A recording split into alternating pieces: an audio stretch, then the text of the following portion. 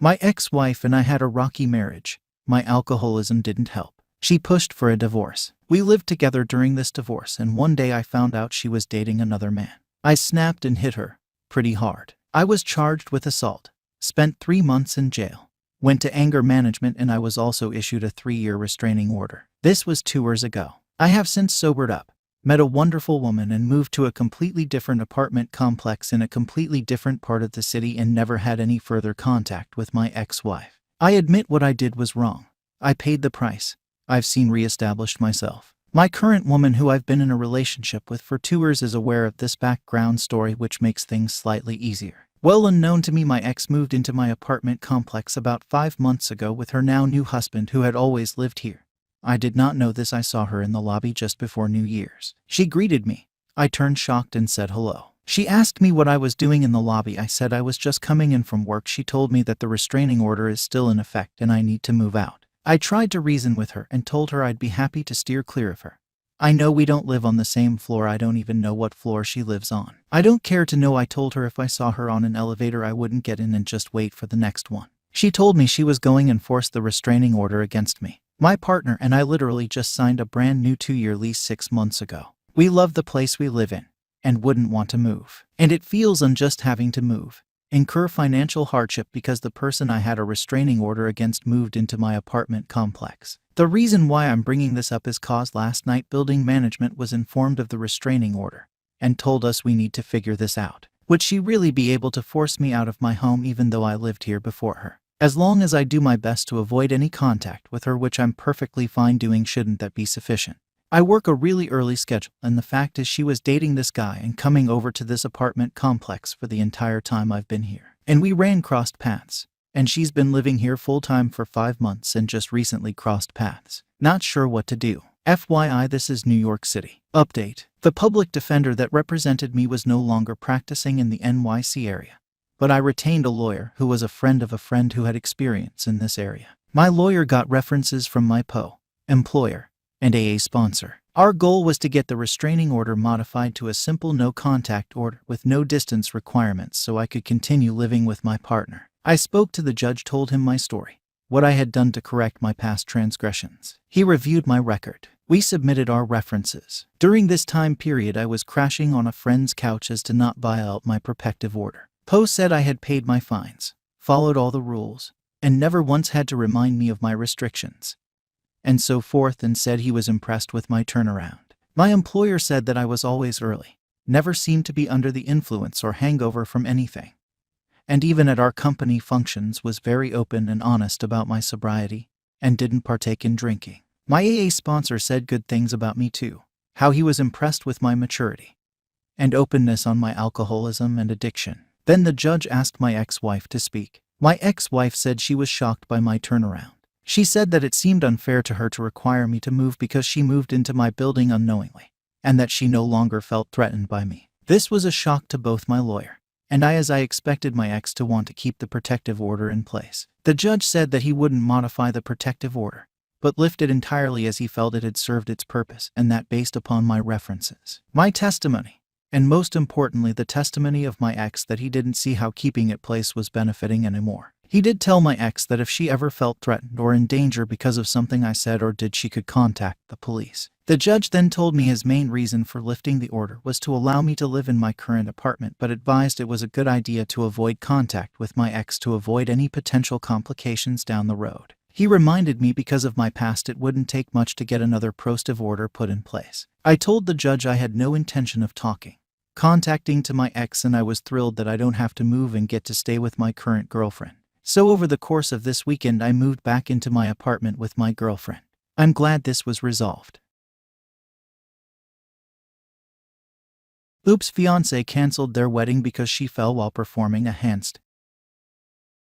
I was able to somewhat receive an answer from her parents and some of her friends who reached out to me on her behalf, and one of them also showed me a message that my fiancé sent to her before choosing to block her. However, because my first post was removed for some reason, I'll summarize what it said here. Long story short, my fiancé and I were invited to a BBQ at the new home of one of her bridesmaids' best friends, and there were a lot of games there too. After everyone ate, Naomi and her husband gathered everyone for an impromptu talent show and encouraged everyone to participate. A few people didn't play, but my fiancée did, as a few of her friends did too. In my first post, I forgot to mention that she knew about the games beforehand, so she already had her act in mind before the party. When it was her turn, she tried to use a chair to do a headstand on the grass, placing her head on the base of the chair and holding the armrest with her hands. But when she went up, the chair tipped backward as she fell on her back, and a few of us ran over, including myself, to make sure she was okay. She was crying after it happened before me, and one of her bridesmaids helped assist her to the bathroom away from everyone.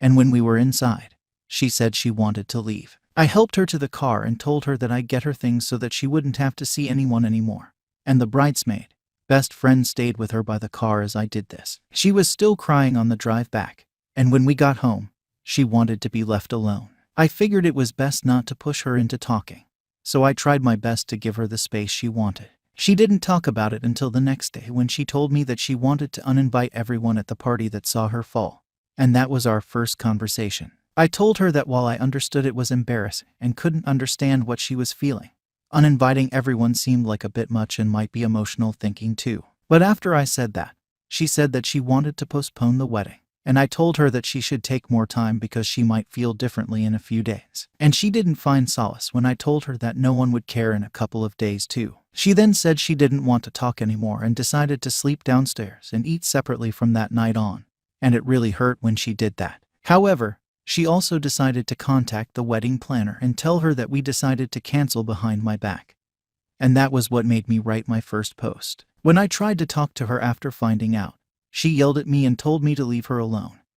And that was when I reached out to my parents, who suggested that I try to contact hers. Update. After ignoring me and telling the planner we were canceling, I felt that that was her way of saying we were done despite not officially saying it to me. When I tried to reach out to her parents numerous times before my first post, they missed every call and never returned my detailed email about what had happened in the week since the party. A few people commented that I wasn't being considerate of her feelings, but I feel like I tried my best to support her. From helping her leave without seeing anyone, getting her things, and not pushing her to talk until she was ready. I don't feel like I was pushy at all. A few people also said that she could have suffered a brain injury from falling from chair height and never visiting a doctor, stating how side effects don't always show immediately, but that she should still get checked out. It was almost a week from the party when I wrote my first post, and in my edit, I said that I would try to email her parents again, because my top priority was making sure she was okay and hoping that they could convince her to see a doctor, since she refused when I asked.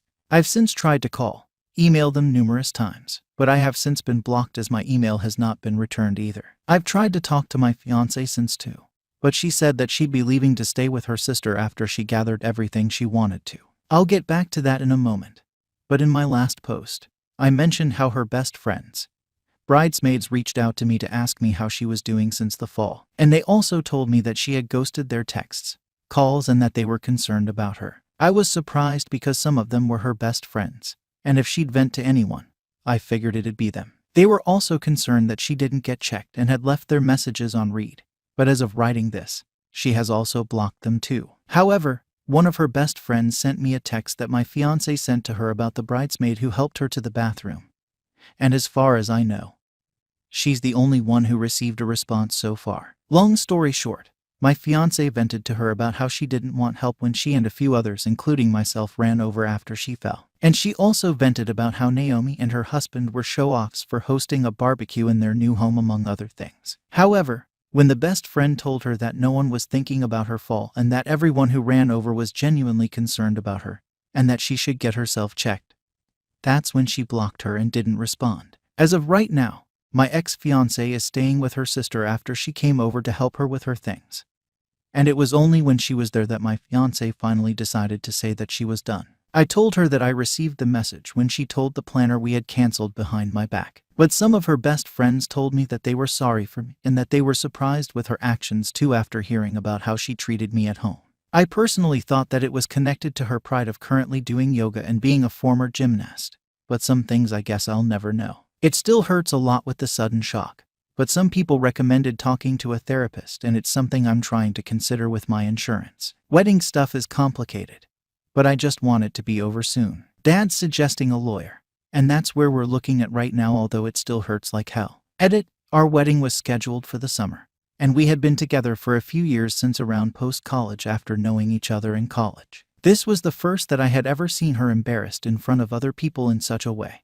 But when others asked if she had shown similar reactions to things not going her way in the past, this was the first embarrassment like this. I don't know if she's faced similar things at her job, but she does not work at a customer-facing company, and never told me if it ever did.